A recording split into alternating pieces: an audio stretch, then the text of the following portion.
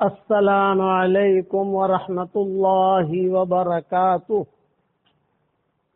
نحمده ونصلي على رسوله الكريم اما بعد الحمد لله نحمده ونستعينه ونستغفره ونؤمن به ونتوكل عليه ونعوذ بالله من شرور أنفسنا ومن سيئات أعمالنا ونعوذ بالله من شرور أنفسنا ومن سيئات أعمالنا من يهده الله فلا مضل له ومن يضلله فلا هادي له ونشهد أن لا إله إلا الله وحده لا شريك له ونشهد أن سيدنا ومولانا محمدا عبده ورسوله صلى الله عليه وعلى آله وأصحابه وبارك وسلم تسليما كثيرا كثيرا أما بعد فأعوذ بالله من الشيطان الرجيم بسم الله الرحمن الرحيم والمؤمنون والمؤمنات بعضهم أولياء بعض يأمرون بالمعروف وينهون عن المنكر ويقيمون الصلاة ويؤتون الزكاة ويطيعون الله ورسوله أولئك سيرحمهم الله إن الله عزيز حكيم وقال الله سبحانه وتعالى يا أيها الذين آمنوا توبوا إلى الله توبة نصوحا عسى ربكم أن يكفر عنكم سيئاتكم ويدخلكم جنات تجري من تحتها الأنهار يوم لا يخزي الله النبي والذين آمنوا معه نورهم يسعى بين أيديهم وبأيمانهم يقولون ربنا أتمم لنا نورنا واغفر لنا إنك على كل شيء قدير صدق اللہ العظیم۔ قابل احترام مائیں، بہنیں، بیٹیاں، بہوئیں، ہماری بچیاں، عورتوں کا اللہ کے یہاں بہت بڑا مقام ہے۔ یہ نہیں ہے کہ عورتوں کا کوئی مقام نہیں ہے، اللہ کو عورتیں بہت پیاری ہے۔ کسی زمانے میں پچھلے دور میں چائنیز کالونی کے اندر عورت کا کوئی مقام نہیں ہوتا تھا، اسے ایک یعنی جانور کی شکل سمجھتے تھے وہ لوگ کہ بھی اللہ کو اپنی دنیا چلانی ہے تو اس کو پیدا کیا ہے، یہ بھی جانور کی ایک صورت ہے۔ فرینچ کالونی کے اندر اسے پنوتی کہتے تھے، عرب کالونی کے اندر بھی اسے پنوتی کہتے تھے، لیکن شریعت میں آ کر، ہمارے شریعت میں آ کر جو ہے اس کو بہت اونچا مقام دے دیا۔ ان المسلمین والمسلمات والمؤمنین والمؤمنات والقانتین والقانتات والصادقین والصادقات والصابرین والصابرات والخاشعین والخاشعات، جہاں مردوں کا تذکرہ کیا وہاں عورتوں کا تذکرہ کیا، ایک مقام دیا۔ اتنی عزت دی کہ عورتوں کے قصے قرآن میں بہت بیان کیے، لیکن کسی عورت کا نام اللہ نے نہیں لیا، صرف مریم علیہ السلام کا نام لیا ہے۔ لیکن جو ہے واقعی عورتوں کے قصے جو ہے امرات فرعون کہیں گے، امرات لوط کہیں گے، یہ کہیں گے، لیکن نام نہیں۔ ان کی عزت ہے، اتنی عزت دی کہ عورتوں کی صورت نازل ہو گئی، سورۃ النساء۔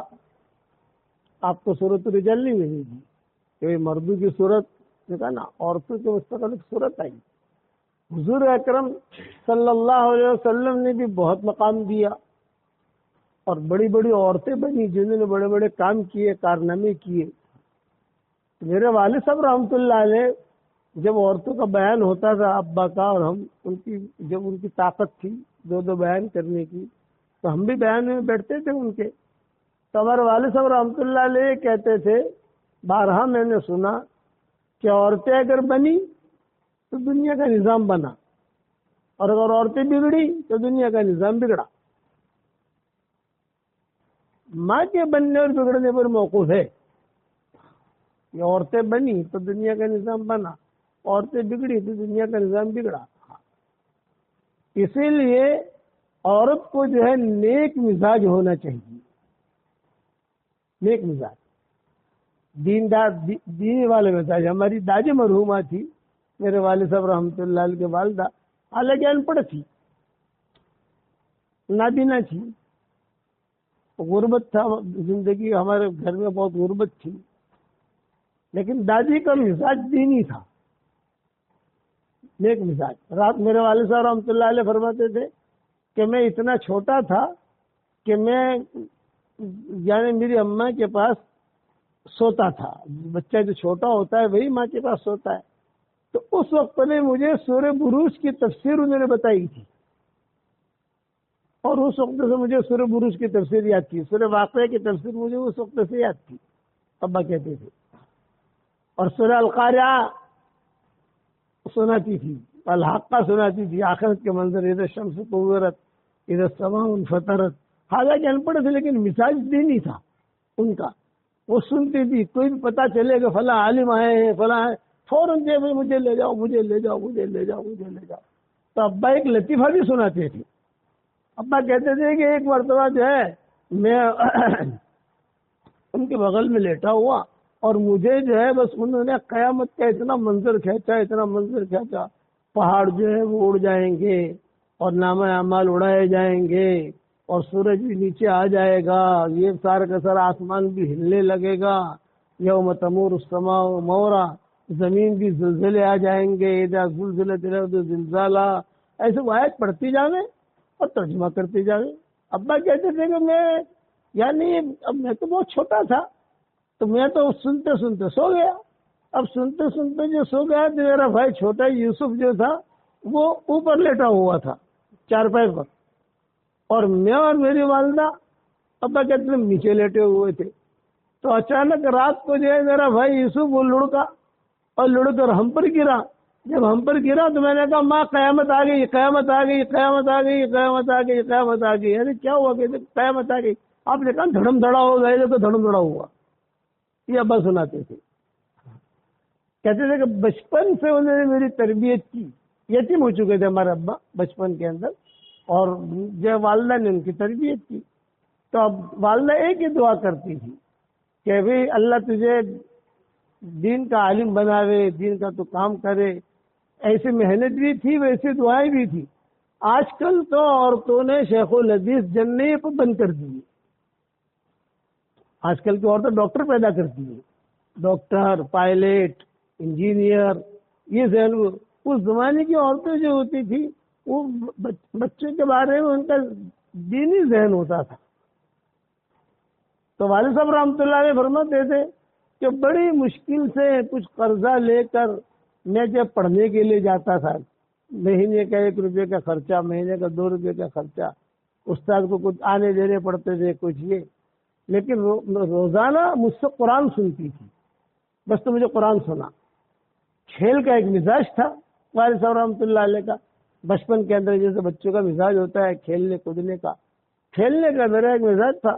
تو ماں جو ہے مجھے ہاتھ پکڑ کے بٹھاوے، اللہ عمر قرآن پڑھائے، ہماری پالم پوری زبان میں، اللہ عمر قرآن پڑھائے تو میں جو ہے سورہ کوثر سناؤں، سورہ کافرون سناؤں، نصر اذا جاء نصر اللہ سناؤں، تبت یدا سناؤں، اور قل هو اللہ احد سناؤں، قل اعوذ برب الفلق، قل اعوذ برب الناس، اور میں کہوں ماں قرآن پورا ہو گیا، میں کہوں ماں قرآن پورا ہو گیا۔ تو یہ کہہ کر میں ہاتھ چھوڑا کر بھاگ گیا ہوں کھیلنے کے لیے۔ اب میری والدہ جو ہے نابینا بھی تھی، کمزور بھی تھی، بیماریاں بھی تھی، تو بیچاری کھڑی ہو، اور کھڑی ہو کر دیوار پکڑ کر جو ہے وہ آہستہ آہستہ چلے، دروازے تک آوے، اور دروازے کے باہر آ کر کہا اللہ عمر چور ہمستو، اللہ عمر، ہماری زبان میں اللہ عمر چور ہمستو۔ تو بچے جو تھے ابا کے ساتھ جو کھیلتے، وہ بچے کہتے کہ تیری ماں بلا رہی ہے، تیری ماں بلا رہی ہے۔ پھر میں بھاگا بھاگا آتا، اور پھر مجھے لے کر بیٹھتی، اور پھر کہتی کہ تو جو ہے نا 2-4 صورتیں سناتا ہے، کہتا قرآن ختم ہو گیا، یعنی چل مجھے سورہ بقرہ سنا، سورہ بقرہ۔ ابا کہتے کہ فسا میں سورہ بقرہ تو 2.5 بار ہی کیے تقریباً، تو میں سورہ بقرہ سناتا، تھوڑا حفظ ہو چکا تھا، مجھے یاد ہو۔ والد صاحب رحمۃ اللہ علیہ کہتے تھے کہ چونکہ مجھے کھیل کا مزاج تھا میرا، اب سورہ بقرہ ختم ہونے میں تو میں گھنٹہ 1.5 گھنٹہ 2 گھنٹہ جائے گا، تو میں جو ہے کبھی کبھار 2-4 رکوع کود جاتا تھا آگے، 2-4 صفحے آگے۔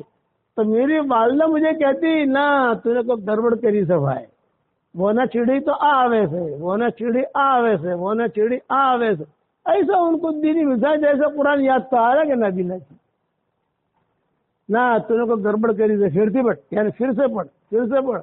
تو پوری سورہ بقرہ سنتی اور پھر مجھے یہ کہتی کہ بیٹا عمر، بیٹا عمر، تیری اندھی ماں اندھیری کوٹھڑی میں تجھ سے قرآن سن رہی ہے، انشاءاللہ ایک زمانہ آئے گا کہ لاکھوں آدمی تیرا قرآن سنیں گے۔ سمجھ میں نہیں آتی تھی بات، لیکن وہ ماں کی دعا جو ہے وہ لگی، اور ایسی لگی تربیت، ایسی لگی۔ ماں کی تربیت صرف کھلانا پلانا نہیں ہے، وہ بھی ایک چیز ہے، کھلانا پلانا بھی ایک چیز ہے۔ کسی زمانے میں سلف صالحات اپنے بچوں کی تربیت سلف صالحین سے زیادہ کرتی ہیں۔ صلاح الدین ایوبی کو جو ملا ہے وہ ماں کی برکت سے ملا ہے۔ ان کی ماں دیندار تھی۔ صلاح الدین ایوبی کے جو والد تھے یہ شادی نہیں کرتے تھے، ان شاہی خاندان کے تھے، اور شاہی خاندان کی وجہ سے لڑکیاں بہت ملتی تھی صلاح الدین ایوبی کے والد کو، تو کسی سے صلاح الدین ایوبی کے والد جو ہے وہ شادی کرنے کے لیے تیار نہیں۔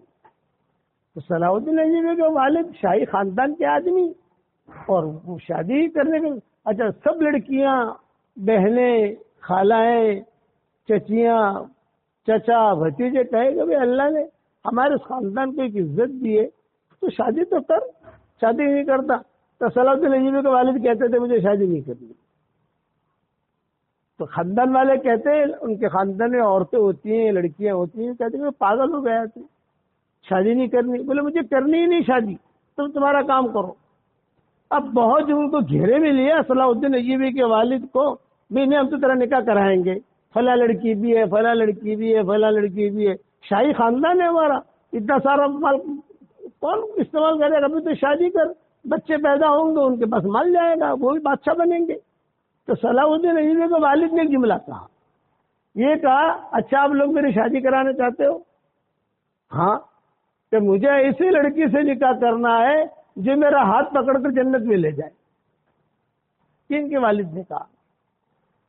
اب جب یہ بات کہی تو سارے خاندان والے جو ہے انہوں نے کہا اگر پاگل ہو گیا ہے، یہ ایسی لڑکی کہاں ملے گی جو تیرا ہاتھ پکڑ کر جنت میں لے جائے؟ بولے مجھے ایسی لڑکی ملے گی تو ہی میں شادی کروں گا، ورنہ نہیں کروں گا۔ صلاح الدین ایوبی کے والد نے کہا میں تو شادی کروں گا، میں نہیں کروں گا۔ صلاح الدین ایوبی کے والد جو تھے ان کے ایک پیر تھے، ان کی ایک چھوٹی سی مسجد تھی، وہ وہاں جا کے اپنا نماز وغیرہ پڑھاتے تھے۔ تو صلاح الدین ایوبی کے والد روزانہ عصر کی نماز وہاں جا کے پڑھتے تھے، عصر، مغرب، عشاء، وہاں جا کے بیٹھتے تھے۔ شاہی خاندان کے آدمی تھے، یہ پیر صاحب تو فقیر آدمی تھے لیکن اللہ والے تھے، تو وہاں کوئی فروٹ لے گئے، کوئی دینار لے گئے، کوئی ہدیہ دے دیا، اور خدمت کرتے تھے۔ عصر سے لے کر عشاء تک اپنے پیر کے پاس بیٹھے رہتے تھے، اور ان کے پیر جو ہے اپنا اللہ اللہ کرتے رہتے تھے۔ ایک وقت جو ان کے پیر بیٹھے ہوئے، صلاح الدین ایوبی کے والد جی بیٹھے ہوئے، اور ایک لڑکی آئی خستہ حال، اس کے کپڑے یہ پھٹے ہوئے، لیکن تھی قبول صورت، خوبصورت تھی۔ تو یہ پیر صاحب نے کہا ارے بیٹی تو نے اب تک نکاح نہیں کیا، اب تو جوان ہو گئی، بھی نکاح کی سوچ تو کہاں پیر؟ اچھا اس کے بھی پیر تھے، اللہ والے تھے، تو عورتیں بھی آتی تھی اس وقت میں ان کے پاس، اور صلاح الدین ایوبی کے والد تو ان کے خاص عاشق تھے، بیٹھے رہتے تھے وہاں۔ تو اس لڑکی نے کہا کہ ہاں مجھے نکاح کرنا ہے، لیکن ایسے لڑکے سے کرنا ہے جو میرا ہاتھ پکڑ کے جنت میں لے جائے۔ اور صلاح الدین ایوبی کے والد بھی وہاں بیٹھے ہوئے تھے. ارے انہوں نے کہا حضرت میں بھی ایسی لڑکی چاہتا ہوں کہ جو میرا ہاتھ پکڑ کے جنت میں لے جائے. پھر صاحب نے کہا بہت اچھا، تو بھی چاہتا ہے یہ بھی چاہتی ہے، چلو نکاح کرو. تو ترتیب بنائی، دونوں کا نکاح ہو گیا. اس سے صلاح الدین ایوبی پیدا ہوئی. اور صلاح الدین ایوبی جو پیدا ہوئے تو پھر انہوں نے جو کام کیا وہ تو ہمارے تمہارے سامنے بیت المقدس فتح کیا، جو بھی کام کیا انہوں نے. تو وہ کہتے تھے کہ مجھے جو بھی ملا ہے میری ماں کی برکت سے ملا ہے. سورہ اخلاص بہت پڑھتی تھی صلاح الدین ایوبی کی والدہ. جب دیکھو تب سورہ اخلاص کا وظیفہ، سورہ اخلاص کا وظیفہ. نور الدین زنگی بادشاہ تھے مصر کے، انہوں نے ایک منت مانی تھی کہ مجھے کسی بھی طریقے سے بیت المقدس فتح کرنا ہے، کچھ بھی ہو جائے بیت المقدس مجھے فتح کرنا ہے. خواہش تھی ان کی، لیکن وہ پورا نہیں کر سکے. انتقال کا وقت قریب آ گیا ان کا. 13 یہودی بادشاہوں کو انہوں نے جیل میں رکھا تھا نور الدین زنگی نے. 13 مورخین نے لکھا ہے 13 یہودی بادشاہوں کو جیل میں رکھا تھا. کسی ایک بادشاہ کو یہاں، ایک بادشاہ کو یہاں، ایک بادشاہ کو یہاں، ایک بادشاہ بیت المقدس کی وجہ سے. کہ بھی کسی طریقے سے بیت المقدس ہمیں سونپ دو، ہم تمہیں چھوڑ دیں گے. پھر جو بھی حالات ہوئے تو ان کا انتقال کا وقت قریب آیا نور الدین زنگی کا. تو یہ قریب بھی بیٹھے ہوئے تھے صلاح الدین ایوبی. یہ کردی خون تھا ان کا، صلاح الدین ایوبی کا. ترکوں کی ایک نسل ہے کردی، کرد. وہاں جو ہے وہ ہم نے وہاں بہت گشت کیے ہیں، سفر کیے ہیں. اب بھی ہم جا رہے ہیں ترکی 1 مہینے کے لیے، 15 دن کے لیے انشاءاللہ. تو اب کرد میں وہاں بھی ہمارا انشاءاللہ پروگرام بنے گا. کردی کے وہاں قریب بیٹھے ہوئے تھے اور نور الدین زنگی رو رہے تھے انتقال کے وقت میں. تو پوچھا حضرت کیوں رو رہے ہیں؟ یہ شاگرد تھے ان کے فوجی سپہ سالار تھے صلاح الدین ایوبی. انہوں نے کہا ابھی میں اس لیے رو رہا ہوں کہ میری خواہش پوری نہیں ہوئی. میری خواہش تھی، میں تو موت کی آہٹ دیکھ رہا ہوں، سن رہا ہوں، موت آ رہی ہے اور میں بچنے والا نہیں ہوں. اور یہ جو ہے یہ گنبد ایسا کیسا رہ گیا، میں ایک کام نہیں کر سکا. تو اب کون کرے گا؟ تو صلاح الدین ایوبی نے کہا آپ جو ہے اللہ کے حوالے کرو، انشاءاللہ میں کروں گا. یہ صلاح الدین ایوبی نے کہا کہ انشاءاللہ میں کروں گا. خیر انہوں نے کہہ دیا. ماں سے جو ان کا انتقال ہو گیا، انتقال ہونے کے بعد پھر انہوں نے سارا کارواں سنبھالا. صلاح الدین ایوبی نے جب کارواں سنبھالا، ماں سے آ کر کہا ماں میں نے یہ ذمہ داری لی ہے بیت المقدس کی. تو انہوں نے کہا بیٹا بہت بڑی ذمہ داری لی ہے، شاعر اسلام میں سے ہے اور بہت بڑی ذمہ داری. ماں بس آپ دعا کرنا. تو ماں نے کیا کہا؟ ٹھیک ہے میں سورہ اخلاص کا وظیفہ بڑھا دوں گی، سورہ اخلاص کا وظیفہ بڑھا دوں گی. تو صلاح الدین ایوبی نے سارا ترتیب لگائی. یہ جانے لگے تو بیچ میں کوئی آدمی ملا ہوئے. وہ آدمی حاطف غیبی تھا، جنات تھا، یا کوئی بشر تھا، یا کون تھا؟ بھی یہ قافلہ کہاں جا رہا ہے؟ یہ کہا بھی بیت المقدس. یہ تو فتح نہیں ہوگا، فتح نہیں ہوگا. لوگوں کو مارنا مت، یہ لوگ قتل ہوں گے سارے کے سارے، فتح نہیں ہوگا. بھائی میں نے تو منت مانی ہے، نیت کی ہے. یہ فرمایا فتح نہیں ہوگا، کاغذ قلم نکالو. کاغذ قلم نکالا. یہ کہا سن لکھو، سن لکھوایا. سن لکھوانے کے بعد یہ کہا کہ رجب کا مہینہ لکھو. رجب کا مہینہ لکھوایا. پھر کہا رجب کا آخری جمعہ لکھو، یعنی اس میں رجب کا آخری جمعہ وہ لکھو. اور کہا دیکھو فلاں سن فلاں مہینہ ہے رجب کا مہینہ اور آخری جمعہ یہ بیت المقدس فتح ہوگا، جمعہ کے دن فتح ہوگا. لیکن تم جمعہ کی نماز نہیں پڑھ سکو گے. صبح تم جمعہ داخل ہو جاؤ گی لیکن جمعہ کی نماز نہیں پڑھ سکو گی. جمعہ کے دن تم کو کچھ کام کرنا پڑے گا اندر، اگلا جمعہ پڑھو گے. ابھی بچ جاؤ تم. یہ کیا کرو؟ غائب ہو گیا. اچھا یہ قصہ حجاز میں معروف ہو گیا، مشہور اس زمانے میں. علامہ ابن تیمیہ، ابن کثیر جو ہے ابن تیمیہ کے شاگرد ہیں. یہ سارے کے سارے سب نے جو ہے یہ قصہ سب جگہ معروف ہوا. ارے بھائی ایسا، اچھا جیسا اس نے کہا تھا ویسا بیت المقدس فتح ہوا، جو اس نے تاریخ دی تھی جمعہ بالکل. تو علامہ ابن کثیر نے بھی تیمیہ سے پوچھا دوران درس کہ حضرت کیا ایسا بھی ہوتا ہے کہ کوئی آدمی چلتے چلتے کوئی کہہ دے؟ ابن تیمیہ نے کہا خاموش رہو. ہماری شریعت میں تو یہ چیز نہیں ہے، لیکن کچھ اللہ کے بندے ہیں جن کی زبان سے اللہ نکلواتا ہے اور اللہ اس کو نبھاتا ہے. ابن تیمیہ نے جواب دیا خاموش رہو. ابن کثیر چونکہ ان کے ناک کے بال تھے، ابن کثیر بڑے شاگردوں میں شمار ہوتے تھے علامہ ابن تیمیہ کے، اور بہت کچھ جو لیا ہے انہوں نے ابن تیمیہ سے لیا ہے، تو وہ کہتے تھے کہ بس خاموش رہو، یہ اللہ کے بندے ہیں، اس میں کوئی شرعی مسائل تو نہیں چلیں گے، لیکن کوئی بھی اللہ کا بندہ ایسے وَلِلَّهِ جُنُودُ السَّمَاوَاتِ وَالْأَرْضِ کی آیت پڑھی، اللہ کے لشکر ہے اور اللہ کا لشکر ہر شکل میں آ سکتا ہے. ابن تیمیہ نے جواب دیا برابر جمعہ کے دن رجب کا مہینہ اور وہ تاریخ جو دی تھی اس میں بیت المقدس فتح ہوا، لیکن بیت المقدس فتح ہونے میں تکلیف ہو رہی تھی. آگے بڑھ رہے تھے پیچھے آ رہے تھے، آگے بڑھ رہے تھے پیچھے آ رہے تھے. تو صلاح الدین ایوبی نے ماں کو خبر بھیجی، ماں کی دعائیں کیا کام کرتی ہے. ماں میں بالکل گیٹ تک پہنچتا ہوں اور ان کی فوجیں مجھے پیچھے کر دیتی ہے. یہ مجھے یقین تھا کہ تو ہار رہا ہے.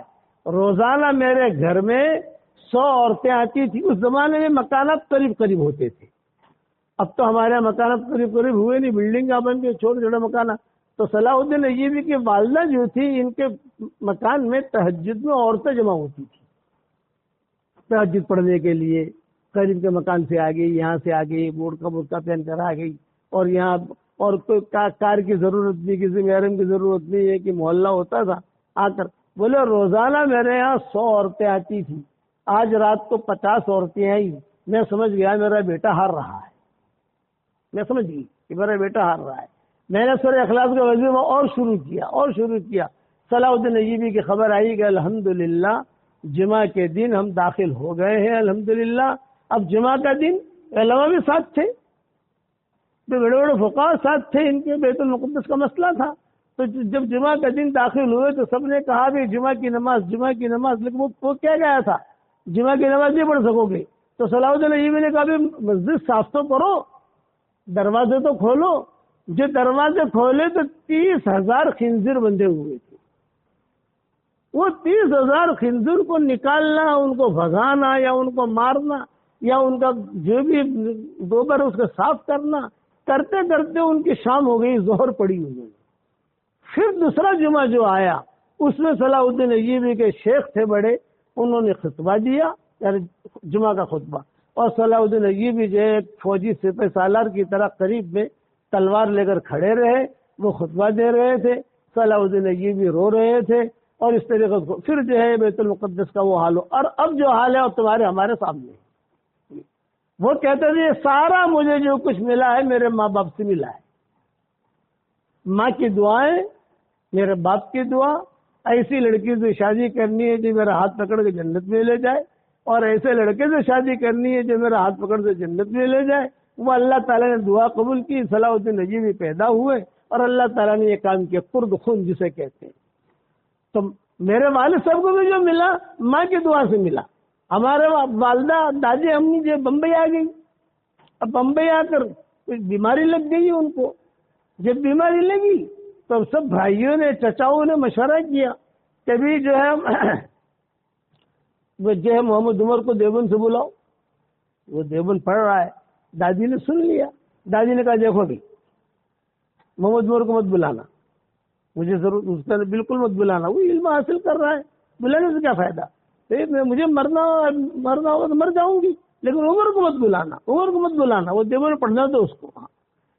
سکرات کا وقت آیا تو دادی جو ہے ایک دم سے ہنسی، آجا نابینا تھی، سب پھوپھیاں بیٹھی ہوئی، چچا بیٹھے ہوئے، سب بیٹھے، آجا جیسے گلے لگایا اور جیسے بچی کی اور یہ کیا وہ کیا، اور بہت ہنسی کھلکھلا کر. پھر اس کے بعد جو ہے پوچھا ہماری پھوپھیوں نے، ایک ہماری فاطمہ پھوپھی تھی اور ایک آمنہ پھوپھی تھی، یہ بڑی عمر کی، اور ہمارے چچا بھی تھے، تایا بھی تھے، ہمارے خسر بھی تھے، سب تھے. تو کہا کہ ماں آتمیشن جدو یہ تم نے کیا کہا، آجا ہنسی بھی، تم نے کیا کیا. بولے کہ 2 فرشتے جو ہے میرے بیٹے عمر کو دیوبند سے لائے اور مجھے کہا کہ دیکھو ہم تو تجھے لینے کے لیے آئے ہیں، تمہارا موت کا وقت قریب ہے، اپنے بیٹے عمر سے ملاقات کر لو. تو میں نے میرے بیٹے عمر سے ملاقات بھی کی اور میں نے اس کو پیار بھی کیا، اس کو رخصت بھی کیا، اور وہ چلا بھی گیا۔ اور دیکھو تم تو میرے قریب تھے، تم کو تو دیکھ نہیں سکی، لیکن اللہ نے مجھے اس کو دکھایا۔ یہ تو قریب تھے نا سب، پھوپھیاں سارے کے سارے قریب تھے، یہ تو میں ان کو تو دیکھ نہیں سکی، لیکن دیکھو وہ وہاں آیا۔ اس پر ابا جو ہے بہت روتے تھے کہ میری دادی وہ ہمیشہ میرے لیے دعا کرتی تھی۔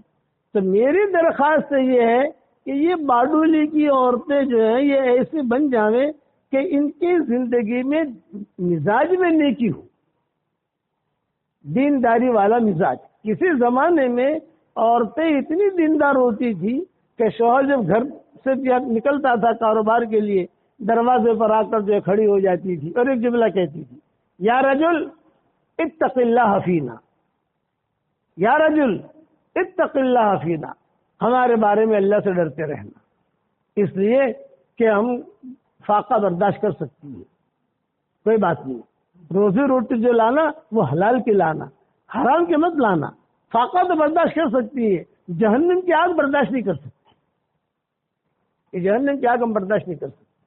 یہ اس لیے اچھا حضور صلی اللہ علیہ وسلم کا ساتھ سب سے زیادہ کس نے دیا؟ عورت نے دیا، حضرت خدیجہ نے دیا، ماؤں نے ساتھ دیا، ام ایمن نے ساتھ دیا۔ حضور صلی اللہ علیہ وسلم ہمیشہ ام ایمن کا تذکرہ کرتے تھے، اور ہمیشہ جو ہے خدیجہ کا تذکرہ کرتے تھے، اور ہمیشہ فاطمہ صدیقہ کا تذکرہ کرتے تھے کہ یہ حضرت علی کی والدہ تھی فاطمہ صدیقہ جو ہے وہ ابو طالب کی بیوی، ہمیشہ تذکرہ کرتے تھے کہ وہ عورت جیسے میں نے عورت نہیں دیکھی، کہ میں جب گیا 8 سال کی عمر میں حضور صلی اللہ علیہ وسلم ابو طالب کے حوالے ہو گئے تھے، دادا کا انتقال ہو گیا تو آپ صلی اللہ علیہ وسلم فرماتے تھے انی کنت ابن ثمانین، میرا دادا کا جب انتقال ہوا تو میری عمر 8 سال کی تھی، یہ حضور فرماتے تھے۔ جب دادا کا انتقال ہو گیا تو دادا نے اپنے انتقال سے پہلے سب چچاؤ اپنے بیٹوں کو جمع کیا، اور بیٹوں کو جمع کر کے کہا کہ دیکھو مجھے بیماری لگی ہے اور میں خواب دیکھ رہا ہوں عبد المطلب، اور میں ایسے خواب دیکھ رہا ہوں کہ شاید اب میرا موت کا وقت قریب ہے، اس لیے مجھے سب سے زیادہ فکر ہے محمد کا، اس کی کون خیر خبر رکھے گا، میرے بعد کون ہے اس کا؟ تو سب چچاؤں نے کہا ہم کریں گے تو عبد المطلب نے کہا نہیں، یہ نہیں، جہاں سارے کے سارے کہیں گے کہ ہم کریں گے مطلب کو کوئی نہیں کرے گا، ایک آدمی طے کرو کون ہے جو اس کا خیال رکھے گا۔ تو ابو طالب کھڑے ہوئے، میں کروں گا۔ بہت اچھا، یہ ٹھیک ہے۔ تو اب عبد المطلب نے اسی وقت حضور کا ہاتھ ابو طالب کے ہاتھ میں دے دیا، جب تک میں زندہ ہوں میری تحویل میں۔ اور سلمہ بھی خیال، ابو طالب کی عبد المطلب کی والدہ کا نام تھا سلمہ، باب السلام پر ان کا گھر ہوا کرتا تھا۔ عبد المطلب کی والدہ کا نام سلمہ، وہ زندہ تھی اس وقت میں، انہوں نے عمر لمبی پائی ہے عبد المطلب کی والدہ نے، بیوی تو تھی ان کی، شادیاں ہوئی ان کی بہت۔ تو یہ سلمہ یعنی عبد المطلب کی والدہ، تو یہ تو حضور صلی اللہ علیہ وسلم کی پردادی ہوئی نا، ایک دم سے اوپر ہی تو دادا ہوئے، پردادی ہوئی، وہ بھی حضور صلی اللہ علیہ وسلم کا خیال کرتی تھی۔ اب آپ فرماتے تھے میری عمر 8 سال کی ہوئی، مجھے خوب یاد ہے حرم شریف سے جنازہ اٹھا تو میں روتا ہوا جا رہا تھا اور کہہ رہا تھا کہ ہائے میرا باپ بھی نہیں، میری ماں بھی نہیں، میرا دادا بھی نہیں۔ دفن کر کے واپس آئے، جب دفن کر کے واپس آئے تو میری عمر 8 سال کی تھی، ابو طالب نے میرا ہاتھ پکڑ لیا، کیونکہ میرا سامان تو عبد المطلب کے گھر پر تھا۔ تب ابو طالب لے کر آئے اور لے کر آ کر کہا بھائی محمد تمہارا کیا سامان ہے، تمہارے کپڑے یا تمہارے جو بھی ضرورت کی چیزیں ہیں، تو میرا یہ ہے یہ ہے یہ ہے۔ حضور کہتے تھے کہ میں نے خود نے اٹھایا اور ابو طالب نے بھی اٹھایا۔ اب دوسرے گھر میں جا رہے ہیں حضور صلی اللہ علیہ وسلم، 8 سال کی آپ کی عمر تھی، چنانچہ وہ لے کر جب نکلے ہیں تو عبد المطلب کی بیوی اور عبد المطلب کی ماں یہ بہت روئے، ارے بچہ کہاں لے جا رہے ہو یار، ہمارے پاس رہنے دیتے۔ بھائی نہیں، تب تمہارے یہاں عبد المطلب کا بھی انتقال ہو گیا، اب تو جو ابو طالب کے یہاں یہ رہیں گے۔ یہ لے کر گئے، راستے میں چلتے چلتے حضور نے کہا چچا میرے کچھ کپڑے باہر سوکھ رہے ہیں، اپنا اوگڑا میں تو نا، اوگڑا میں کپڑے سوکھ رہے ہیں، میرے کپڑے کچھ جو باہر سوکھ رہے ہیں، چلو لے لو۔ تو لے تو میں بھی بھاگا۔ اب یہ تو آپ کی عمر تو 8 سال کی تھی، 8 سال کا بچہ تو خوب دوڑتا ہے کرتا ہے، اور پھر جو ابو طالب بھی آئے اور وہ کپڑے حضور نے خود نے اتارے ہوئے اور ایسا ایسا پکڑ کے سیدھا ابو طالب جو ہے ہاتھ پکڑ کے حضور کا سامان بھی لے کر سیدھے گھر پر آئے اور گھر پر آ کر کہا کہ فاطمہ ایک مہمان لایا ہوں. فاطمہ اسدیہ کا نام تھا. فاطمہ ایک مہمان لایا ہوں. مہمان تو اچھا کون مہمان ہے؟ یہ کچھ کپڑے دھو رہی تھی یا برتن مانج رہی تھی یا کھانا پکا رہی تھی. تو ارے تو میری طرف دیکھ تو صحیح, ایک مہمان لایا ہوں. دیکھ کون لایا, لے آؤ, میں بھی کھجورے رکھتی ہوں, پانی رکھ. مہمان لائے ہو مطلب کیا کہ اس کے لیے کھجورے رکھو, کھانا رکھو. میں کرتی ہوں سب کام, اب میں کام کر رہی ہوں, لیکن تو دیکھ تو صحیح اس طرف کہ کون سا مہمان لایا ہوں میں. فاطمہ اسد نے نہیں دیکھا, یہ فرمایا کہ وہ فوراً اپنے ہاتھ دھوئے اور کہا یہ مہمان نہیں ہے, یہ تو اس گھر کا مالک ہے, اور مجھے اپنے سینے سے لگایا. تو آپ فرماتے تھے وہ جو مجھے سینے سے لگایا زندگی بھر میں نہیں بھول سکا, مجھے پیار دیا وہ میں نہیں بھول سکا. میرے والد صاحب رحمۃ اللہ علیہ حساب لگا کے بتاتے تھے مرکز میں کہ 42 سال تک ابو طالب نے حضور کی خدمت کی ہے. حساب لگاتے تھے, فلاں سال میں حضور کا انتقال ہوا, فلاں سال میں یہ ہوا, فلاں سال میں یہ ہوا. گن ہماری زبان میں کہتے ہیں گن چتلا تھا کہ 42 برس.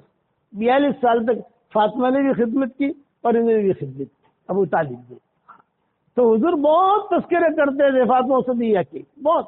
اچھا یہ مسلمان نہیں ہوئی ابو طالب کے ڈر سے, دل میں اسلام تھا لیکن ابو طالب کے ڈر سے وہ مسلمان نہیں ہوتی تھی, کیونکہ ابو ان کے پیڑ سے علی بھی تھے, جعفر بھی تھے, عقیل بھی تھے, طالب بھی تھے, ام ہانی بھی تھی, یہ سارے بچے تھے ان کے.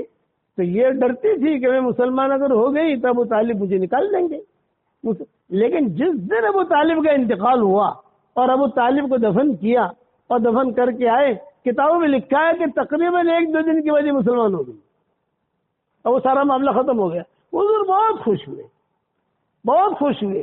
بہو بھی فاطمہ اور ساس بھی فاطمہ.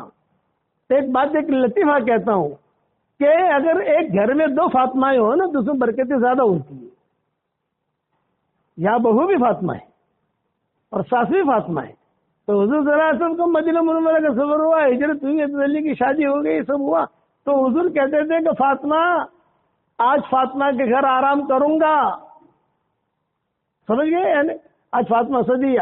تو 2 بسترے لگتے تھے, فاطمہ اسدیہ کا بستر بہت بوڑھی ہو چکی تھی اور حضور کا بستر, اور رات بھر پرانے دن یاد کرتے تھے.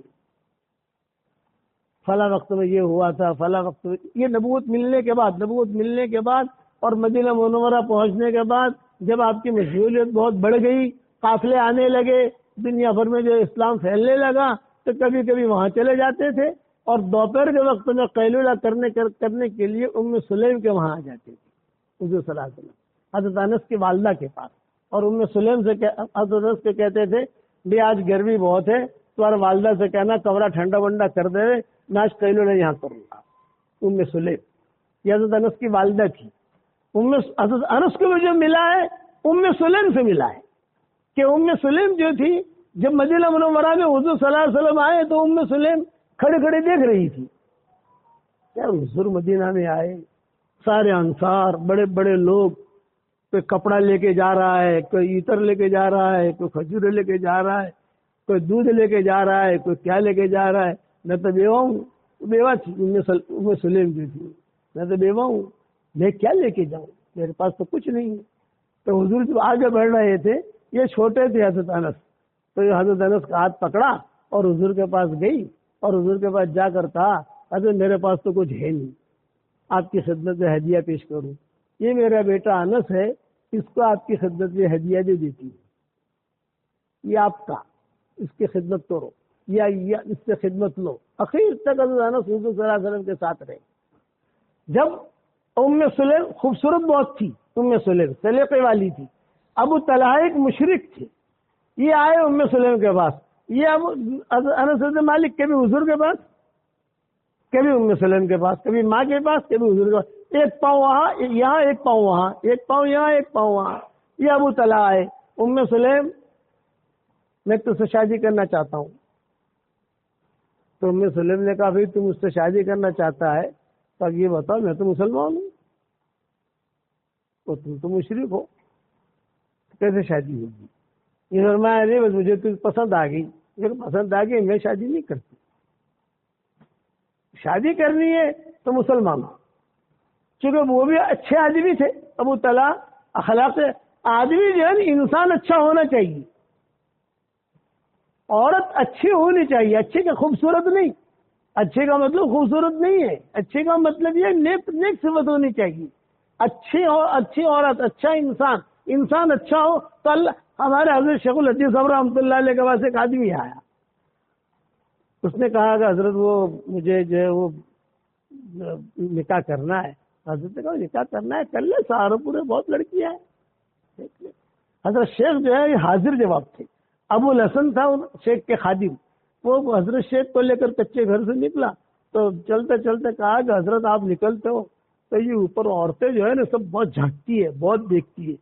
تو حضرت شیخ نے کہا تو اوپر کیوں دیکھتا ہے؟ بھئی عورتیں جھانکتی تو اوپر کیوں دیکھتا ہے؟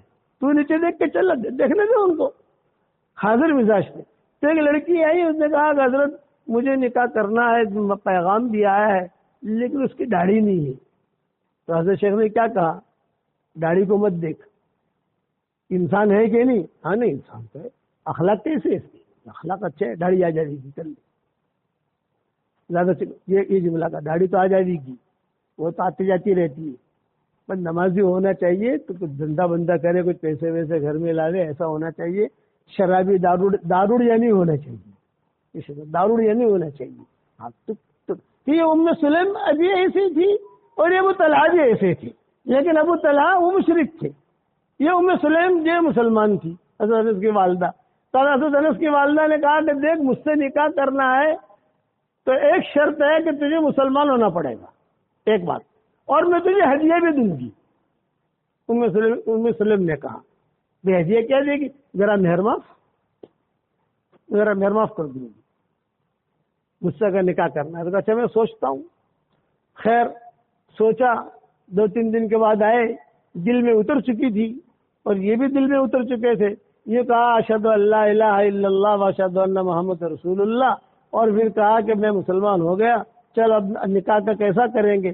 تو یہ ام سلیم نے کہا یا انس زوجنی مع ابو طلحہ، اے انس ابو طلحہ کے ساتھ ہے باڈولی میں کوئی ایسا ہے بیٹا نکاح پڑھا ہوئے ماں کا؟ عبد المطلب کا نکاح بھی بیٹوں نے ہی پڑھایا تھا۔ مکہ مکرمہ میں 2 لڑکیاں تھیں جو بہت خوبصورت تھی، سلیقے والی تھی، ایک حضرت آمنہ، ایک حضرت حالہ۔ تو عبد المطلب نے مشورہ کیا اپنے بیٹوں سے، بچیوں سے، اور یہ کہا کہ یہ 2 لڑکیاں مکہ میں ہیں تو یہ عبداللہ کے ساتھ ان دونوں میں سے کسی ایک کا نکاح کر دیں۔ تو چچاؤں نے کہا کہ وہ 2 لڑکیاں دکھا دو۔ تو سارے چچا گئے اور عبد المطلب بھی گئے، سب گئے، اور وہاں جا کر جو ہے بیٹھے۔ اتفاق ایسا ہے کہ آمنہ بیٹھی ہوئی اور اسی کے سامنے عبداللہ بیٹھ گئے، اور حالہ بیٹھی ہوئی اس کے سامنے عبد المطلب بیٹھ گئے۔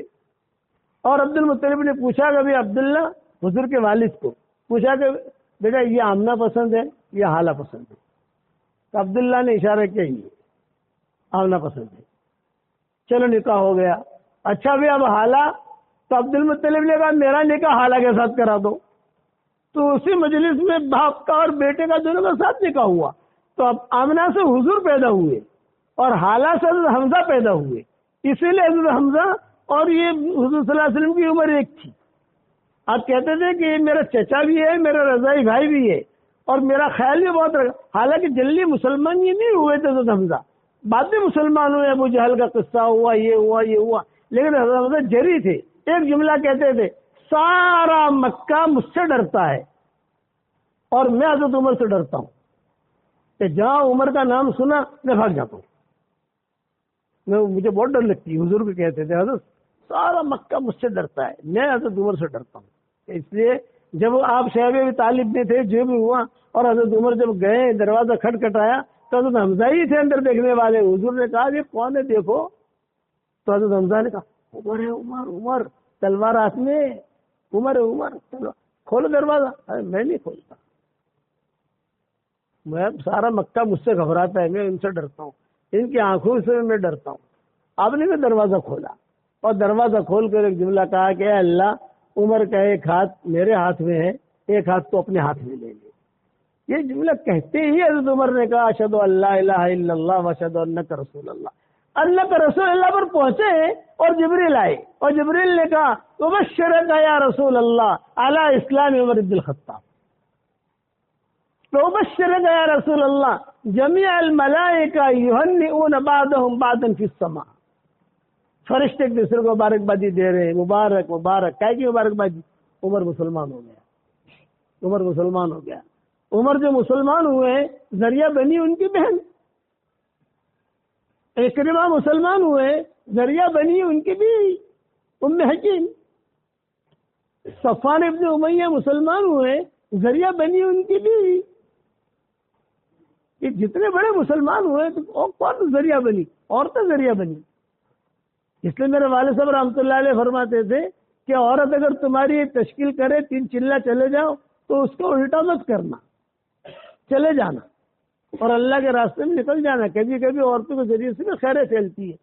بہت قصے سناتے تھے، اروا بنت عبد المطلب کے سناتے تھے، ام ایمن کے سناتے۔ اچھا، عورتوں کے اندر اللہ تعالیٰ نے خاص صفت رکھی ہے۔ دیکھو ام ایمن تھی، یہ آخر تک حضور سے چمٹی رہی، آخر تک۔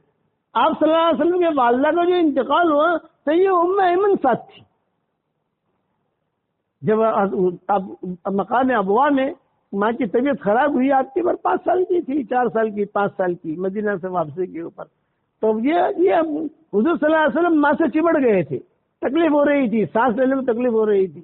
تو حضور کہتے ہیں ماں تمہیں کیا ہو رہا ہے، ماں تمہیں کیا ہو رہا ہے، ماں تمہیں کیا ہو رہا ہے؟ تو حضرت آمنہ نے کہا بیٹا محمد اب میں جا رہی ہوں، آخر جو جملے تھے، اب میں جا رہی ہوں، مجھے یہ امید نہیں تھی کہ میں جوانی میں مر جاؤں گی، میری خواہش یہ تھی میں تجھے بڑا کرتی، تجھے پالتی، تجھے تیری تربیت کرتی، اس لیے کہ تو نے باپ کو دیکھا نہیں ہے، تو میں تجھے باپ کا بھی پیار دیتی اور تجھے ماں کا بھی پیار دیتی، اور میں اب جا رہی ہوں۔ یہ جب یہ جملہ سنا تو حضور اور چمڑ گئے۔ تو چھڑانے والے وہ ام ایمن ہی تھی کہ ام ایمن نے حضور کو لیا، یہاں تک کہ پھر ان کا انتقال ہو۔ پھر ایک جملہ کہا لکل عروج الزوال ولکل حی میت، کہ ہر عروج کو زوال ہے اور ہر جوانی کو ڈھلنا ہے، اور لکل حی میت، ہر زندہ کو جو ہے مرنا ہے۔ اب میں جا رہی ہوں۔ حضور کہتے ہیں میرے 5 سال کی عمر کی باتیں کچھ انسان کو یاد رہتی ہیں، 8 سال کی عمر کی باتیں تو بہت یاد رہتی ہیں، 12 سال کی عمر کی باتیں اور یاد رہتی ہیں، 15 سال کی عمر کی باتیں اور یاد رہتی ہیں۔ تو یہ ام ایمن جو ہے یہ اخیر تک حضور کے ساتھ رہی، یعنی قبر میں جب حضور کی والدہ کو لٹایا گیا مقام ابوا میں، حجۃ الوداع کے موقع پر حضور صلی اللہ علیہ وسلم نے 1 رات کا پڑاؤ مقام ابوا میں ڈالا، ان کی قبر کے پاس نہیں، لیکن وہ وادی میں پڑاؤ ڈالا حضور صلی اللہ علیہ وسلم نے، بھی مقام ابوا میں بھی 1 رات ہم رہیں گے، بس 1 رات وہاں قیام کریں گے ہم۔ لیکن پھر تو وہ حضرت صفیہ کا قصہ ہو گیا، حضرت زینب کا، حضرت صفیہ کا قصہ ہوا، زینب کا قصہ ہوا، سارے قصے ہوئے۔ اس وجہ سے جس رات جو رات طے ہوئی تھی اس رات میں تو پہنچ نہیں سکے، اس رات میں تو پہنچ نہیں سکے، لیکن دوسری راتیں تھوڑے سے لیٹ ہو گئے حضور صلی اللہ علیہ وسلم، چونکہ حضرت صفیہ بہت روئی حجۃ الوداع کے موقع کے اوپر۔ حضرت صفیہ کی اٹھنی خراب ہو گئی، بیمار ہو گئی بہت، حضرت صفیہ بہت روئی۔ آپ نے فرمایا کیوں رو رہی ہے، کیا بات ہے؟ یہ فرمایا حضرت سب کی اٹھنیاں چل رہی ہے، میری اٹھنی کو نظر لگی، پتہ نہیں کیا ہوا۔ تو کوئی گھبرانے کی بات نہیں ہے، اس میں کیا ہے بھائی، اٹھنیاں بہت ہیں، اتنا بڑا مجمع ہے، اتنے بڑے مجمع میں کوئی ام المؤمنین کوئی اٹھنے نہیں دے گا، اتنا بڑا مجمع ہے کوئی اٹھنے نہیں دے گا اتنے بڑے مجمع سے، تو اس کا ٹینشن مت لو۔ لیکن وہ اتنا روئی کہ حضور نے کہا کہ اچھا بھی سفر آج کا کینسل، جانا تھا مقام ابوا، اور حضور کو خوشی بھی تھی آج کی رات ماں کی قبر کے قریب کہیں اسی وادی میں گزاروں گا حجۃ الوداع میں جاتے ہوئے۔ لیکن یہ مسئلہ آ گیا حضرت صفیہ کا، تو جو ہے آپ نے کہا بھی صفیہ، ساری ماؤں نے سمجھایا، صفیہ بہت جذبات میں ہو، وہ مائیں سمجھاتی تھی، ان کی آواز اور نکلتی تھی، آواز صحابہ تک پہنچتی تھی۔ آپ نے فرمایا بھی آج کا سفر ملتوی کر دو، یہی پڑاؤ ڈالو، یہ چھوڑ دو، ہم کل جائیں گے، چلو کوئی بات نہیں بھی۔ اب خدا کا کرنا ایسا کیا اس سفر میں، حجۃ الوداع کے سفر میں، ہر رات میں ایک ماں حضور کے ساتھ رہتی تھی خیمے میں، ایک رات میں، آج فلاں کی باری ہے، آج فلاں کی باری ہے، آج فلاں کی باری ہے، آج فلاں کی باری ہے۔ یہ تو ہو گیا، سفر کینسل ہو گیا، حضرت صفیہ ملتوی ہو گیا، کل چلیں گے۔ اب جو ہے حضرت صفیہ کو پتہ چل گیا کہ میری وجہ سے سارا سفر کینسل ہوا ہے، میں اگر نہ روتی اور آواز باز نہ نکلتی تو حضور سفر ملتوی نہ کرتے، آگے بڑھتے، آج کی رات مقام اقبا میں گزارتے۔ اب پتہ نہیں حضور پہ کیا بیتی، کیا ہوگا کیا نہیں ہوگا، کچھ پتہ نہیں۔ اتفاق ایسا کہ وہ جو آنے والی رات تھی وہ حضرت صفیہ کی باری تھی۔ ابھی نو ٹینشن کہ یار میری وجہ سے تو قافلہ رکا اور آج کی رات میری حضور کے ساتھ ہے، اب پتہ نہیں کیا ہوگا۔ لیکن حضور کے اخلاق تو بہت اونچے ہوتے۔ یہ آئی حضرت عائشہ کے پاس، امہات المومنین کی دو ٹولیاں تھیں، ایک ٹولی کی ذمہ دار ام سلمہ تھی اور ایک ٹولی کی ذمہ دار حضرت عائشہ تھی۔ یہ حضرت سلمہ کی ٹولی میں تھی، ام سلمہ کی، لیکن معاملہ حل کرانا ہے عائشہ سے۔ حضرت عائشہ کے پاس آئی، یہ بھائی آج یہ ہوا ہے معاملہ اور میری باری ہے، سورج غروب ہونے کا وقت ہے، میں بڑی پریشان ہوں، ٹینشن میں ہوں، میں کیا کروں؟ حضور پوچھیں گے تو میں کیا کہوں؟ حضرت عائشہ نے کہا مجھے سوچنے دو۔ یہ کہا مجھے بہت فکر ہے، تھوڑا ہی وقت رہ گیا، سورج غروب ہوتے ہی مجھے وہاں جانا ہوگا، تو پھر مجھے تھوڑا سوچنے دو، مسئلہ تو ہوا ہے، بڑا مسئلہ ہوا ہے، تھوڑا سوچنے دو۔ تو جلدی سوچو امی بہن، جلدی سوچو جلدی۔ اتنے میں حضرت صفیہ کے زبان سے نکلا کہ آج میری رائے یہ ہے کہ میری باری میں تم چلی جاؤ۔ حضرت عائشہ سے کہا، حضرت عائشہ نے کہا الحمدللہ میں تو چاہتی ہی تھی۔ یہ آ گئی حضور کے پاس، آپ نے فرمایا اچھا عائشہ آج تو آپ کی باری نہیں ہے، آپ کیسے آ گئی؟ آپ کی باری نہیں ہے آج؟ تو فرمایا حضرت ذالک فضل اللہ یؤتی من یشاء، یہ تو اللہ کا فضل ہے، اللہ جسے چاہے دے۔ حضرت عائشہ کہتی تھی کہ پوری رات میں حضور صلی اللہ علیہ وسلم نے ایک تذکرہ بھی صفیہ کا کیا نہیں، یہ ہوا یہ ہوا یہ ہوا یہ ہوا یہ۔ حضرت صفیہ کہتی تھی میں جب رات کو دوسرے دن سفر مقام اقبا کی طرف شروع ہوا تو میں نے حضرت عائشہ کے کان میں کہا کہ سب ٹھیک ٹھاک ہے نا، کوئی مسئلہ تو نہیں ہے نا، سب ٹھیک ٹھاک ہے۔ حضرت عائشہ نے کہا کوئی ٹینشن مت لے، حضور تو بھول بھی گئے، ٹینشن مت لے، حضور تو بھول بھی گئے۔ یہ میں نے عورتوں کو کچھ قصے بیان کی، اس لیے میں چاہتا ہوں کہ ہماری مائیں بہنیں بیٹیاں بہویں جو ہیں وہ گھروں میں دینداری والا مزاج بنائیں۔ اور ایک ہدیہ دیتا ہوں آپ لوگوں کو، 10 مرتبہ سورہ اخلاص پڑھو تو جنت میں ایک محل تیار ہو جاتا ہے، 20 مرتبہ پڑھو 2 محل تیار ہو جاتے ہیں، 30 مرتبہ پڑھو 3 محل تیار ہو جاتے ہیں، 40 مرتبہ سورہ اخلاص پڑھو 4 محل تیار ہو جاتے ہیں، 50 مرتبہ پڑھو تو 5 محل تیار ہو جاتے ہیں۔ حضور صلی اللہ علیہ وسلم نے حضرت عمر سے کہا تھا عمر 10 مرتبہ سورہ اخلاص پڑھ، جنت میں ایک محل تیار ہو جائے گا۔ حضرت عمر نے فوراً کھڑے کھڑے کہا اذا لا استکثر یا رسول اللہ، پھر تو میں بہت پڑھوں گا اور بہت بناؤں گا۔ آپ نے بتایا جتنے بنانے میں بنا۔ تو آپ کو بھی ہدیہ دے کے جاتا ہوں، روزانہ 313 مرتبہ سورہ اخلاص پڑھنے کی عادت ڈال دو۔ ایک ساتھ نہیں پڑھنا، روٹی بناتے بناتے پڑھ لیا، کبھی چائے بناتے بناتے پڑھ لیا۔ اور آسان طریقہ بتاؤں، فجر کی نماز کے بعد 65 مرتبہ پڑھ لو، ظہر کی نماز کے بعد 62 مرتبہ پڑھ لو، عصر کی نماز کے بعد 62 مرتبہ پڑھ لو، مغرب کی نماز کے بعد 62 مرتبہ پڑھ لو، عشاء کی نماز کے بعد 62 مرتبہ پڑھ لو، 313 ہو گئے۔ اور اگر 313 سے زیادہ بھی پڑھو گے تو کوئی حرج کی بات نہیں ہے، اسے پڑھو تو 31 بنگلے تیار ہو جائیں گے روزانہ۔ میں کہتا ہوں باڈولی میں تو بہت پراپرٹیاں بنا دی، اب جنتی پراپرٹی بناؤ۔ آپ کہو گے کہ مولوی صاحب 31 بنگلے، میں نے کہا روزانہ اللہ 31 بنگلے تیار کرے گا، پکی بات۔ اور 104 مرتبہ قرآن شریف پڑھنے کے برابر اللہ ثواب دے گا، پکی بات۔ ایک ہماری ڈاکٹر نہیں ہے شکاگو میں، وہ بھی گجرات کی ہے، اس نے کہا مولانا جب سے میں نے سنا تو میں نے 10 لاکھ مرتبہ سورہ اخلاص پڑھا ہے، آپریشن کرتے کرتے سورہ اخلاص پڑھوں، کار چلاتے چلاتے سورہ اخلاص پڑھوں۔ 5 لاکھ مرتبہ تو آپ کو ہدیہ کر دیا، یعنی مجھے دے دیا۔ اور 5 لاکھ مرتبہ میں نے میرے لیے رکھا. میں نے کہا بہت اچھا ڈاکٹر صاحب. تو مولانا ایک بات پوچھوں؟ میں کہا پوچھو. کہ مول صاحب فوٹو تو نہیں لگا ہونے, ایک بات پوچھو. تو پوچھو. کیا پوچھتی ہوں؟ مولانا کہ بھاڑو آپ سے کہ نہیں آ گئے؟ جنت بنگلے بہت ہے نا, رینٹ آئے گا کہ نہیں؟ میں نے کہا گجراتی اور پنجابی انہیں رینٹ کا بہت فکر رہتا ہے. میں نے کہا دیکھو ڈاکٹر صاحب, وہاں بھاڑا تو نہیں آئے گا, رینٹ کرایہ تو نہیں آئے گا, لیکن ملے گا ضرور. تو اچھا اتنے سارے بنگلے کریں گے کیا؟ میں نے کہا انشاءاللہ جب جنت میں جائیں گے وہاں جا کر مشورہ کر لیں گے, ملے گا ضرور. تو میں یہ کہتا ہوں کہ رات کو اگر نیند نہ آوے نا, جیسے رات کو کبھی کبھار نیند نہیں آتی, کروٹیں لیتا ہے آدمی, جب کروٹیں لے نیند نہ آوے تو کم سے کم 4 5 6 7 8 9 بنگلے بنا لے, سورہ اخلاص پڑھتا رہے. آج رات کو ہی ہمیں یہاں دارالیتامہ میں تھے, ایک آدمی, اس نے بیان سنا ہوگا, تو اس نے کہا کہ مولوی صاحب جب بھی میرا کوئی کام اٹکتا ہے تو سورہ اخلاص پڑھتا ہوں, دعا مانگتا ہوں. حدیث شریف میں سورہ اخلاص کی جتنی فضیلتیں آئی ہیں اتنے کسی صورت کی نہیں آئی. معاویہ علیہ انصاری یہ تبوک جا نہیں سکے, انتقال ہو گیا ان کا مدینہ منورہ میں. حضرت جبریل آئے تبوک حضور کے پاس اور کہا حضرت معاویہ علیہ انصاری کا انتقال ہو گیا مدینہ میں, ہم کیا کریں؟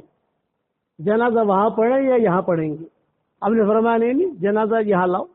مدینہ منورہ سے فرشتے تبوک لے گئے ہیں جنازہ, معاویہ ابن معاویہ لیثی انصاری. حضور نے جنازے کی نماز پڑھی. پھر جبریل نے پوچھا کہ حضرت یہی دفن کر دے تبوک یا بقیع میں لے جائیں؟ آپ نے فرمایا بقیع لے جاؤ, وہاں دفن کرو. لیکن حضور نے کہا اتنا اعزاز کیوں ملا اس کو؟ عزت ہے نا, ایک آدمی مدینہ میں مر رہا ہے اور پھر حضور نبی جنازے کی نماز پڑھائے, اس کے لیے جو اس کا جنازہ فرشتے اٹھا کے لا رہے ہیں اور حضور جنازے کی نماز پڑھا رہے ہیں, پھر وہاں سے ان کا جنازہ واپس آ رہا ہے یہاں اور بقیع میں فرشتے دفن کر رہے ہیں, یہ اعزاز کیوں ملا؟ تو حضرت جبریل نے آہستہ سے کہا حضرت یہ سورہ اخلاص بہت پڑھتا تھا, اس پر یہ عزت ملی ہے. بہت فضیلت ہے. حضرت ابو ذر غفاری بیٹھے ہوئے, حضرت جبریل آئے, اہذا ابا ذر یا رسول اللہ, کیا یہ ابو ذر ہے؟ آپ نے فرمایا ہاں. لیکن تم کیسے پہچانتے ہو؟ فرمایا آسمان والے مدینہ والوں سے زیادہ پہچانتے ہیں. مگر کیوں؟ یہ کہ یہ سورہ اخلاص بہت پڑھتا ہے. اللہ کا نسب نامہ ہے, اس میں اللہ کی عزت ہے, اللہ کی عظمت ہے. اس لیے میں اپنے شاگرد سے, ہمارا واٹسپ کا سبق چلتا ہے, میں کہتا ہوں 313 مرتبہ سورہ اخلاص پڑھنے کی عادت ڈالو, 313 مرتبہ مختصر درود شریف پڑھنے کی عادت ڈالو, 313 مرتبہ استغفار پڑھنے کی عادت ڈالو. یہ 313 کا عادت یاد رکھنا, اس میں کرنٹ ہے. اتنا تم کرو, پھر اس کے بعد اللہ سے جو دعا مانگو گے اللہ تمہاری دعا قبول کرے گا انشاءاللہ. آج کل گھروں کے اندر حالات بہت ہیں, کسی پر جن, کسی پر جادو, کسی پر پریشانی, کاروبار چلتا نہیں, شادی نہیں ہوتی, منگنی نہیں ہوتی, منگنی اگر ہو جاتی ہے تو پھر جو ہے وہ ہمیں بہت ٹینشن رہتے ہیں. تو عبد الرحمن ابن عوف کا ایک معمول بتا رہا ہوں, وہ شروع کر دو آپ. گھر کے 4 کونے ہوتے ہیں, جس کمرے میں بیٹھ کر میں بیان کر رہا ہوں 4 کونے, 1 2 3 4. ہر کونے میں عبد الرحمن ابن عوف اپنے گھر میں آیت الکرسی پڑھتے تھے اور دم کر دیتے تھے 24 گھنٹے میں 2 مرتبہ. جب سورج آسمانوں پر ہو, دن میں 1 مرتبہ, رات میں 1 مرتبہ. عبد الرحمن ابن عوف کہتے تھے کہ دیکھو اللہ تعالیٰ نے مجھے کتنا مال دیا ہے اور اللہ نے میرا کتنی عزت بڑھائی ہے میری, اور کتنا میرا اونچا مقام ہے.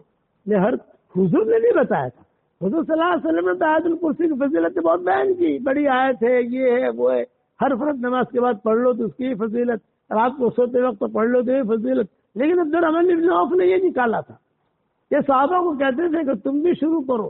تو میں نے میری کتاب بکھری ہوتی ہے, اس کے مضمون کو لکھا ہے. تو آپ حضرات سے بھی کہتا ہوں کہ بھی آپ کو اللہ نے ایسا بڑا فلیٹ دیا ہے کہ 10 کمرے ہیں, 10 کمرے میں نہیں پڑھ سکتے, تو ایرس کی بات نہیں. آپ ایک کمرے میں پڑھو, اس کا کرنٹ سب جگہ چلا جائے گا. سب جگہ پڑھنا مشکل ہوتا ہے. کسی کو اللہ نے 50 کمرے دیے, بیچارہ 50 کمرے پڑھتے پڑھتے صحیح جائے گا. بھائی ایک کمرہ آپ متعین کر لو, بس یہ یہاں مجھے پڑھنا ہے, اور پڑھنا شروع کرو, کہ اس سے انشاءاللہ برکتیں بھی ہوں گی, پریشانیاں بھی دور ہوں گی. اور یہ جتنے بھی آج کل کے شتوڑے جو حالات ہیں, بیماریوں کے، یہ بھی دور ہو جائیں گے انشاءاللہ۔ اور آیت الکرسی تو سدا بہار ہے۔ سلف صالحین، سلف صالحات جب شادیاں کر کے جاتے تھے یا کسی کو لاتے تھے تو کہتے تھے آیت الکرسی سے دوستی کر لو، سورہ فاتحہ سے دوستی کر لو، سورہ کوثر سے دوستی کر لو، اس کی تشکیلیں کرتے تھے۔ یہ 2 ہدیے میری طرف سے قبول کر لو، اور ساری مائیں بہنیں بیٹیاں بہویں سب نمازوں کا اہتمام کرو، قرآن شریف کی تلاوت کا اہتمام کرو، ہماری کتاب مومن کا ہتھیار اس کے پڑھنے کا اہتمام کرو، صبح شام کی دعائیں اللہ نے جمع کروائی ہے اس کو پڑھنے کا اہتمام کرو۔ درود شریف کا بھی ایک چھوٹا سا رسالہ آ گیا ہے 100 درود کا، میں نے 20 فائدے اس کے لکھے ہیں۔ سب سے پہلا فائدہ یہ ہے کہ جو وہ پڑھے گا حضور صلی اللہ علیہ وسلم خواب میں آئیں گے، کئی زبانوں میں وہ چھپ گیا الحمدللہ۔ یہاں آیا نہیں آیا مجھے پتا نہیں ہے، لیکن پہنچ جائے گا انشاءاللہ، مفتی صاحب تک پہنچا دیں گے ہم۔ آ گئے ہیں ہاں، ہم جو ہے یہاں پہنچا دیں گے ہمارے مفتی صاحب تک، مولانا ابراہیم صاحب تک جو ہے۔ لیکن یہ کہ اس کو پڑھو اور سبق سنو، ہمارا 5 منٹ کا سبق ہوتا ہے، اللہ رسول کی بات ہوتی ہے، دھیان سے بیٹھ کے سنو۔ اب تو الحمدللہ ساری دنیا میں اللہ سبق پہنچا رہا ہے، اور تمہارے جی باڈولی کے تو سب دنیا بھر میں، کوئی کینیڈا میں، کوئی انگلینڈ میں، مجھے وہاں سے فون آئے ہمارے گاؤں میں جاتے ہو، میرے گھر میں جانا، میرے باپ سے ملنا، میرے اس سے ملنا، بھائی کہیں جانے کی ہمت نہیں ہے، بڑھاپے نے ڈیرا ڈال دیا۔ جو کام ہو گیا اللہ اسے قبول کرے، لیکن کہ دعا ہم ضرور کریں گے۔ تو آپ حضرات میرا سبق سنو بھی اور آگے بھی بھیجو، اللہ تعالی ہم سب کو عمل کرنے کی توفیق عطا فرمائے۔ دعا کرنے سے اللہم لک الحمد کما انت اہل، فصل وسلم علی سیدنا محمد کما انت اہل، وفعل بنا ما انت اہل، فإنک اہل التقوی واہل المغفرہ۔ اے اللہ ہمارے گناہوں کو معاف فرما، اے اللہ ہماری خطاؤں سے درگزر فرما، اے اللہ پورے باڈولی والوں کو قبول فرما، ان کے مردوں کو قبول فرما، ان کی عورتوں کو قبول فرما، ان کے چھوٹوں کو قبول فرما، ان کے بڑوں کو قبول فرما، باڈولی کے ایک ایک اینٹ کو قبول فرما، ذرے ذرے کو قبول فرما، اے اللہ ان کے مکانوں کو قبول فرما، اے اللہ ان کے مکانوں کو قبول فرما، ان کے مدرسوں کو قبول فرما، جتنی مائیں بہنیں بیٹیاں جمع ہوئی ہیں ان سب کو قبول فرما، اور یہ میری آواز جہاں جہاں تک پہنچے اور جہاں جہاں تک میری دعا میں آمین کہی جائے، اے اللہ تو ان سب کو قبول فرما۔ اے اللہ میری تشکیل پر جو روزانہ 313 مرتبہ سورہ اخلاص پڑھے، اور 313 مرتبہ درود شریف پڑھے، اور 313 مرتبہ استغفار پڑھے، اور اپنے گھر کے کونوں میں 24 گھنٹے میں 2 مرتبہ آیت الکرسی پڑھ کے دم کر دے، اے اللہ اس کی ساری دعاؤں کو قبول فرما، اس کی پریشانیوں کو دور فرما۔ اے اللہ اچانک کا خیر ہمیں نصیب فرما، اچانک کے شر سے تو ہماری حفاظت فرما۔ یہ جو مدرسہ ہے اے اللہ اس مدرسے کو قبول فرما، ان کے پڑھنے والیوں کو قبول فرما، پڑھانے والیوں کو قبول فرما۔ ہمارا جو مدرسہ ہے مولانا ابراہیم صاحب کا، اے اللہ اس کو بھی تو قبول فرما۔ اے اللہ ساری کی ساری محنتوں کو قبول فرما۔ اے اللہ ہم تو کمزور ہیں، اے اللہ ہمیں دھکا دے کر واپس نہ لوٹا، اگر تو نے دھکا دے کر واپس لوٹا دیا تو تیرے دروازے کے علاوہ کوئی دروازہ نہیں ہے۔ اغلقت جمیع الابواب الا بابک، اغلقت جمیع الابواب الا بابک، سارے دروازے بند ہو چکے ہیں، صرف آپ کا دروازہ کھلا ہوا ہے۔ اے اللہ تو کرم کا معاملہ فرما دے، فضل کا معاملہ فرما دے، یسر کا معاملہ فرما دے، سہولتوں کا معاملہ فرما دے۔ اے اللہ جن کے لڑکے اور لڑکیاں شادی کے لائق ہوں، غیر شادی شدہ ہوں، بہترین جوڑوں گا ان کے لیے انتظام فرما، جو بے اولاد ہوں نیک صالح اولاد انہیں نصیب فرما، جن کے اولاد تو ہے مگر نافرمان ہیں ان کے نافرمان اولاد کو فرما بردار بنا دے۔ اے اللہ جو بیمار ہوں ان کو شفا کاملہ عاجلہ دائمہ مستمر عطا فرما۔ کوئی کینسر کی لائن کی بیماری میں، کوئی گردے کی لائن کی بیماری میں، کوئی کسی کے گھٹنے میں تکلیف ہے، کوئی ڈائبٹیز کی لائن کی بیماری میں، ان سب کو بیماریوں سے نجات دے دے۔ اے اللہ جو ناجائز عشق میں مبتلا ہوں عافیت سے انہیں ناجائز عشق سے نجات دے دے۔ اے اللہ ہمیں خیر البریہ میں شامل فرما، شر البریہ سے ہماری حفاظت فرما، ہمیں اصحاب المیمنہ میں شامل فرما، اور اصحاب المشأمہ سے تو ہماری حفاظت فرما۔ اگر آپ نے ہمارا نام سعید اور نیک بختوں میں لکھا ہو تو ہمارا نام انہیں میں لکھے رکھیو، اور اگر آپ نے ہمارا نام شقی اور بدبختوں میں لکھا ہو تو ہمارا نام ان کی فہرست سے مٹا دینا اور نیک لوگوں کے فہرست میں ہمارا نام لکھ لینا۔ لکھنا بھی آپ کا کام ہے، مٹانا بھی آپ کا کام ہے، لوح و قلم بھی آپ کے پاس ہے، سعداء میں تو ہمارا نام لکھ لے۔ اے اس مجلس کے فرشتوں، اے اس مجلس کے فرشتوں، ہمارا رب ہم سے روٹھا ہوا ہے۔ اے اللہ تو اس امت سے کب تک روٹھا رہے گا؟ کبھی وقف کا معاملہ کھڑا ہو جاتا ہے، کبھی جو ہے NRC کا معاملہ کھڑا ہو جاتا ہے، کبھی 3 طلاقوں کا معاملہ کھڑا ہو جاتا ہے، کبھی مدرسوں کا معاملہ کھڑا ہو جاتا ہے۔ اے اللہ تو ہم سب کی پوری حفاظت فرما، ہمارے دینی مکاتب کی حفاظت فرما، دینی ٹھیوں کی حفاظت فرما۔ اے اللہ ہمارے ایمان کی اور معاشرے کی حفاظت فرما۔ ہم پوری امت کی طرف سے معافی کی بھیک مانگتے ہیں۔ اگر فضل کرے تو چھٹیاں اور اگر عدل کرے تو لٹیاں، ہمارے ساتھ فضل کا معاملہ فرما دے، عدل اور انصاف کا معاملہ نہ فرما۔ اے اللہ ہمیں مانگنا نہیں آتا مگر تجھے دینا تو آتا ہے، اپنے کرم سے ہمارے جھولیوں کو ہدایت سے بھر دے۔ اے اللہ یہ مجمع آمین کہہ رہا ہے، کسی کے باپ کا انتقال ہو چکا ہے، کسی کی ماں کا انتقال ہو چکا ہے، کسی کی ماں اور باپ دونوں کا انتقال ہو چکا ہے، وہ قبروں میں انتظار میں کہ کوئی ہمارے لیے بھی دعا کرتا ہے کہ نہیں کرتا۔ اے اللہ ہمارے ماں باپ کی مغفرت فرما، ہمارے ماں باپ کی مغفرت فرما، ہمارے ماں باپ کی مغفرت فرما، ان کی ہڈی ہڈی کو جنت نصیب فرما۔ اور جتنے مسلمان اسلام کی حالت میں مرد ہو یا عورتیں ہو دنیا سے رخصت ہو گئے ہیں، ان سب کی قبروں کو تو نور سے منور فرما، ان کے درجات کو بلند فرما۔ اے اللہ وہ چیزیں جس کا لینے کا ارادہ کرتے ہیں مگر آپ ہمیں دینا نہیں چاہتے، عافیت سے اس کی محبت ہمارے دلوں سے نکال دے، اس کا خیال نکال دے، اس گلی میں آنا جانا ختم فرما دے۔ اور وہ چیزیں جس کا لینے کا ارادہ نہیں کرتے مگر آپ ہمیں دینا چاہتے ہیں، اس کی محبت ہمارے دلوں میں ڈال دے اور اس گلی میں آنا جانا عافیت سے ہمارے لیے آسان فرما۔ جو مانگا وہ عطا فرما، مانگنے سے رہ گیا وہ عطا فرما۔ ہم کو تقوی کا لباس پہنا دے، زہد کا لباس پہنا دے، ہمارے آنکھوں میں تیری محبت کا سرما لگا دے، تیری معرفت کا نور ہمارے دلوں میں کوٹ کوٹ کے بھر دے۔ اے اللہ ہمیں اور ہمارے ماحول کو نورانی بنا دے، ہماری آنکھوں کو نورانی بنا، ہمارے ماحول کو نورانی بنا، ہماری ہڈی کو نورانی بنا، ہمارے گوشت کو نورانی بنا۔ اے اللہ تیرے نبی نے 25 نور والی دعائیں مانگی ہیں، وہ 25 نور والی دعائیں تو ہم سب کے لیے قبول فرما، ہمارے اقدام اور اقلام کو قبول فرما، ہماری محنتوں کو قبول فرما، باڈولی میں آنے کو قبول فرما، یہاں رہنے کو قبول فرما۔ انہوں نے ہم سے بہت محبت کی، تو بھی ان سے محبت فرما۔ باڈولی کے ایک ایک مرد اور عورت کو تو قبول فرما اور اپنے فضل و کرم سے ہماری ساری دعاؤں کو قبول فرما۔ سبحان ربنا رب العزت عما یصفون وسلام علی المرسلین والحمد للہ رب العالمین۔